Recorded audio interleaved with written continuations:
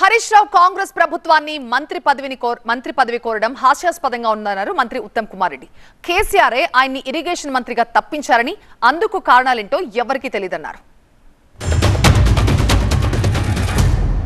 నేను సవాల్ ఇస్తున్నా, ఒక్క 3 నెలలు నీటిపారుదల శాఖ మంత్రి నాకు జీతం వద్దు, కారు వద్దు, ప్యూన్ వద్దు, ఫ్యాన్ వద్దు.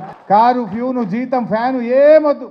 3 నెలలు ఎట్లా నీళ్లు రావో మేము చేసి చూపిస్తాం, నీళ్లు బారిచ్చి చూపిస్తాం. పదవి నేను కొత్తగా చేస్తలేను, 13 ఏళ్ళు చేసిన మంత్రిగా. నాకు కొత్తగా ఏదో పదవి అవసరము లేదు, పదవి కోసము కాదు. నువ్వు సవాల్ విసిరినవు కనుక మాట్లాడుతున్నా. ఒక్క 2 నెలలు 3 నెలలు ఈ కన్నెపల్లి మోటార్లు ఆన్ చేస్తాం, బరాబ్బర్ ఎల్లంపల్లికి నీళ్లు తెస్తాం.